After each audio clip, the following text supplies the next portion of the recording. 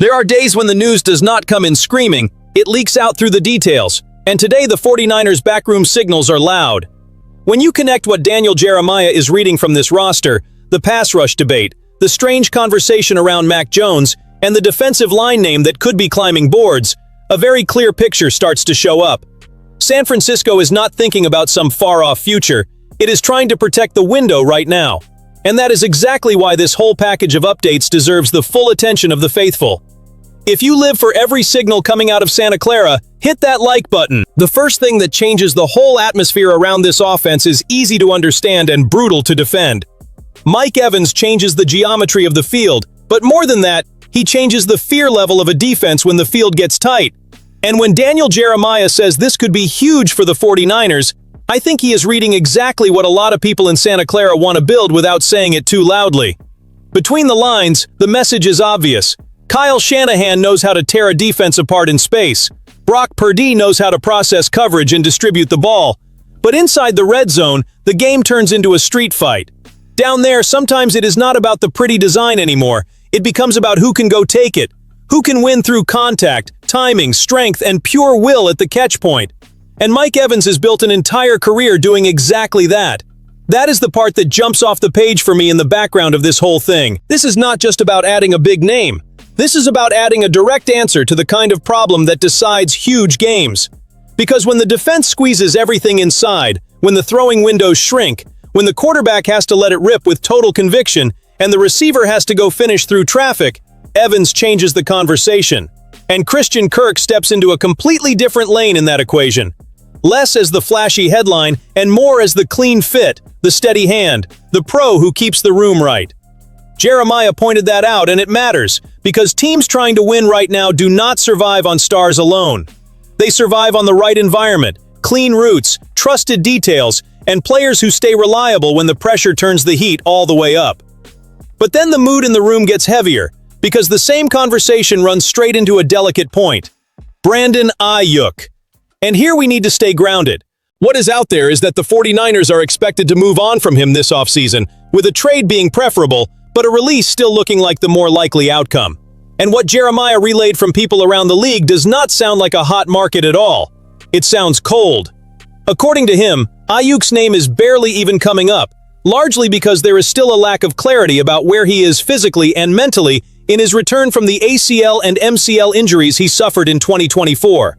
That is not some final judgment on the player, but it is a real signal about how the rest of the league seems to be reading the situation right now.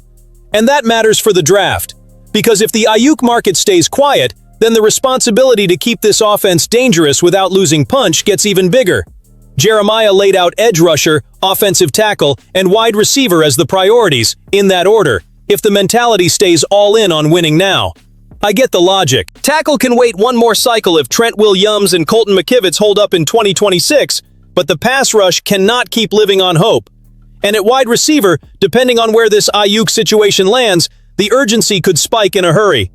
As for names, Jeremiah mentioned Akeem Messidor as an interesting edge because of the inside-outside rush flexibility on third downs, Cassius Howell as a pure fastball type who would fit an attacking front, and Malachi Lawrence as a solid fit if the 49ers trade back. That is still draft projection, not a locked-in move, but it is the kind of projection that tells you what the thought process might be inside the building. How do you maximize the window without wasting pick number 27? Now, the most seductive part of this story is also the one that is most clearly hypothetical. Jeremiah said he does not expect a Myles Garrett trade, so we cannot act like that is some real live possibility at this moment. But when he says Garrett would be an unbelievable fit in the 49ers scheme and imagines what it would look like with a healthy Nick Bosa on the other side, he is basically saying the quiet part out loud for every fan in the building. This is not a report about negotiations. It is an evaluation of fit. And honestly, it is terrifying how clean that fit sounds.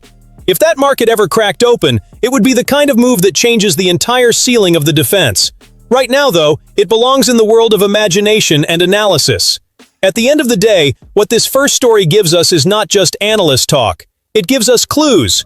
Clues that the offense could become deadlier in scoring territory, that the Aiyuk situation is still cloudy, and that the 49ers may be building this draft board with even more urgency than a lot of people thought. If the first read showed how the 49ers want to hit harder on offense, This next one rips the curtain back on where the roster is still bleeding, the pass rush. And this one does not need any extra hype, because the problem is already loud enough on its own. The team struggled to generate pressure in 2025. It is counting on Nick Bosa's return and the arrival of Osa Odigizua to raise the floor, but that is clearly not enough to pretend this issue is solved. When a trade idea for Nick Herbig pops up from Ralph Vacchiano, we need to call it what it is: analyst projection, not a concrete report of active negotiations. But it is a projection that makes real sense when you look at the whole on this roster. Herbig, based on the numbers that were cited, produced at a very high level in a limited role in Pittsburgh. And that is exactly why the idea gets interesting from a football standpoint. This would not just be chasing a name. It would be buying efficiency, a young edge with real pressure production, strong pass rush grades, and enough juice to deepen the rotation. That lines up perfectly with what the Niners were missing. The question, of course, is the price tag. Sending out a second-round pick and a conditional future fifth for a player entering the final year of his deal is the kind of move a contender can talk itself into, but only if it is absolutely convinced on the fit and has a longer-term plan behind it. At the same time, the Joey Bosa conversation still belongs in the world of monitored speculation. John Lynch already cooled that down by saying the team might not even be able to afford him. That part is real. But David Lombardi floated a specific scenario. If the draft ends without enough defensive line help, and if the market shifts after that point, the 49ers could circle back to veteran options. That is not a sign that a deal is close. It is a possible path, and it depends entirely on what happens in the draft and what the asking price becomes. Then you have Jadeveon Clowney entering the picture through another outside read, this time from Garrett Podell. Again, this is not a report of a deal getting done, it is a projected fit. But the logic is strong. A healthy veteran, used to physical football, with recent chemistry next to Osa, would take pressure off injured players trying to come back and give the defensive front the kind of safety net true contenders usually go hunting for. Now we get to one of those stories that creates noise on the outside, but the second you look at it through the 49ers lens, it starts falling apart fast. Mac Jones became a trade topic headline, but the current reality points in a different direction. San Francisco looks perfectly comfortable keeping him as Brock Purdy's backup. And that alone should tell you a lot. Because for a team operating in a Super Bowl window, a backup quarterback is not some fantasy football asset. He is season insurance. The mocked trade idea with the Vikings, thrown into the conversation by Mark Morales-Smith, lands exactly in that category. Mock trade, creative projection, not an actual rumor with smoke coming out of the building. The idea would be to send Mac Jones to Minnesota and bring back J.J. McCarthy plus a fourth-round pick. And honestly, from the 49ers side, that feels more like a talk show exercise than a serious move. First, because Jones has already shown he can function inside Kyle Shanahan's system. Second, because even the case being made acknowledges that if Brock went down, handing the backup role to McCarthy could be a problem for the offense. So why would a contender trade away a stable, affordable backup for a more volatile reclamation project at the exact moment when depth matters more than ever? It does not add up. And there is another quiet layer to this too. There is also the possibility that Jones could bring back future compensatory value if he leaves in free agency in 2027. So even from a cold asset management standpoint, this trade does not look especially attractive. Is it a conversation starter? Absolutely. Will it get people talking? No question. But inside the building, if the 49ers are truly thinking like a mature contender, the smarter play right now is to keep the stability, not swap it out for curiosity. There is also that kind of story that does not own the national headlines, but if you follow draft back channels, you can spot immediately when it has a chance to grow teeth. The 49ers being present at Dominique Orange's workout does not guarantee anything, obviously, but it does signal legitimate interest in a profile that could turn into real value on the board. And here, the details matter way more than the name recognition. Orange was coming off a quad strain that basically wiped out his pre-draft process. So there was one very real question hanging over everything. How would he look physically when he finally got back in front of scouts?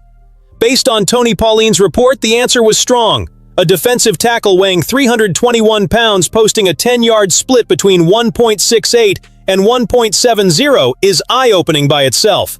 Now put that in the context of a player returning from injury and trying to recover lost momentum in the draft process. Suddenly it feels like a statement.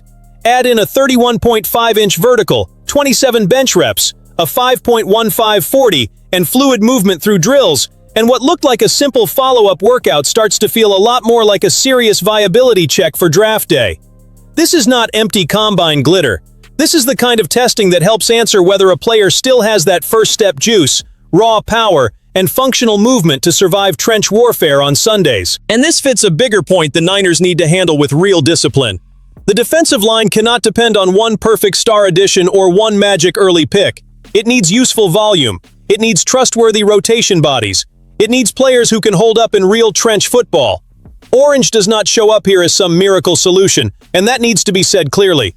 His college production does not scream unstoppable force, so any read on him has to stay balanced. But when the projection has him going late day 2 or early day 3, and San Francisco owns 4 fourth-round picks despite not having a third, the math starts getting very interesting. This is exactly the kind of move fans sometimes underrate because it does not come wrapped in giant hype. But winning rosters are built on reads like this too.